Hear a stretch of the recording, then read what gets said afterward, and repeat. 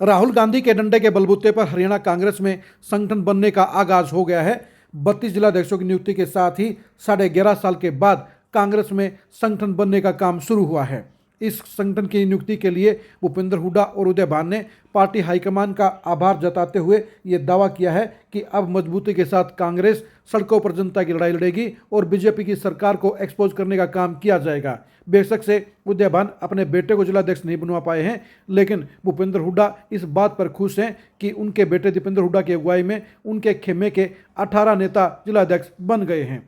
जिलाध्यक्षों की नियुक्ति के ऊपर जहां उनके समर्थक अपने अपने नेताओं के घर पर जाकर शुक्रिया अदा कर रहे हैं, वहीं पर भूपेंद्र हुड्डा ने अब दीपेंद्र हुड्डा को पूरी छूट दे दी है और दीपेंद्र हुड्डा अब पूरी पावर के साथ अपने समर्थकों के लिए लगातार लॉबिंग कर रहे हैं, उनके पक्ष में लामबंदी कर रहे हैं। अभी तक नए जिलाध्यक्षों ने अपने अपने आकाओं के पास जाकर उनका शुक्रिया अदा करने का काम किया है और इन नियुक्तियों के लिए उनका आभार जताने का काम किया है। जहां भूपेंद्र हुड्डा खेमे के तमाम जिलाध्यक्षों ने दीपेंद्र हुड्डा का शुक्रिया अदा करने का काम किया है, वहीं पर कुमारी शैलजा के समर्थकों ने भी उनके पास जाकर इस नियुक्ति के लिए उनका शुक्रिया किया है। रणदीप सुरजेवाला के एकमात्र जिलाध्यक्ष ने उनके बेटे आदित्य सुरजेवाला को शुक्रिया कहा। दीपेंद्र हुड्डा इस बात को लेकर खुश हैं कि उनकी नज़दीकी नेताओं की नियुक्ति हो गई है, लेकिन दिक्कत कहीं ना कहीं बीके हरिप्रसाद के लिए नज़र आ रही है और इसलिए बीके हरिप्रसाद ने एक ऐसी इमरजेंसी मीटिंग बुलाने का काम किया है जिसकी उम्मीद किसी को नहीं थी। जिलाध्यक्षों की नियुक्ति के बाद महज 5 दिन के बाद ही बीके हरिप्रसाद के ऑफिस से 24 नेताओं के पास फोन गए हैं और उन्हें 21 तारीख को दिल्ली में इंदिरा भवन में मीटिंग के लिए बुलाया गया है। ये मीटिंग सरप्राइजिंग मीटिंग है क्योंकि इस मीटिंग की उम्मीद किसी को नहीं है और सबसे बड़ी बात यह है कि जिन 24 नेताओं को बुलाया गया है वो 24 नेता जिलाध्यक्षों की दावेदारी में शामिल थे। ये भी कह सकते हैं कि ये 24 नेता वो दावेदार थे जो मेरिट के कसौटी के ऊपर बनाए गए जिलाध्यक्षों से ज़्यादा मजबूत नजर आते हैं, उनका ज़्यादा जनाधार नजर आता है और फील्ड में वो अपने अपने इलाकों में मेरिट पर पहले नंबर पर रहने वाले थे। लेकिन कहीं ना कहीं सेटिंग और फिक्सिंग के चलते इन 24 नेताओं का पत्ता कट गया और यही वजह है कि इन नेताओं को अब बीके हरिप्रसाद ने एक स्पेशल मकसद के साथ याद किया है।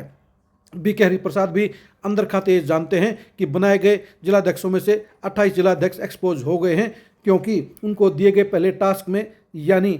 कैंडल मार्च के दौरान ये साफ हो गया कि कौन कौन से जिलाध्यक्षों के अंदर दमखम है और कौन कौन से जिलाध्यक्ष इस मामले में नाकाम रहे हैं। सबसे बड़ी बात यह है कि 32 में से आधा दर्जन जिलाध्यक्ष तो कैंडल मार्च ही नहीं निकाल पाए और 22 जिलाध्यक्ष अपने अपने इलाकों में महज 12 से लेकर 100 आदमियों तक जुटाने का काम कर पाए, यानी उनकी पोल पट्टी खुल गई है, वो एक्सपोज हो गए हैं। और इसलिए अब बीके हरिप्रसाद को इस बात की चिंता हो गई है कि इन कमज़ोर जिलाध्यक्षों के बलबूते पर वो हरियाणा में पार्टी को मजबूत बनाने का काम कैसे करेंगे। हम आपको बता दें कि इस ये सूची में जो जिलाध्यक्ष के तौर पर कामयाब नहीं हो पाए उनको जो न्योता दिया गया है उनकी सूची आपको बताते हैं।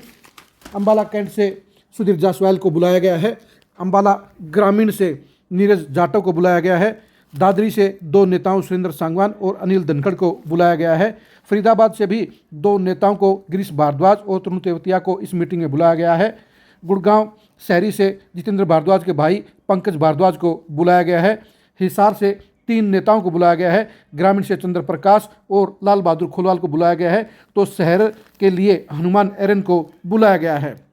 फतेहाबाद से बलजिंदर ठरवी को मीटिंग के लिए बुलाया गया है, झज्जर से जाट नेता नरेश हसनपुर को इस मीटिंग के लिए निमंत्रित किया गया है, जींद जिले से पूर्व विधायक सुभाष गंगुली को मीटिंग में बुलाया गया है, कैथल जिले से श्वेता ढुल इस मीटिंग में शिरकत करने का काम करेंगी, करनाल से 2 नेताओं ग्रामीण से भूपी लाठर और शहर से निश्चय सोही को इस मीटिंग में बुलाया गया है, मेवात से एहताब अहमद इस मीटिंग में शामिल होंगे, पलवल से फिरे सिंह पोसवाल को इस मीटिंग के लिए बुलाया गया है, सोनीपत से अनंत सिंह दैया को इस मीटिंग के लिए बुलाया गया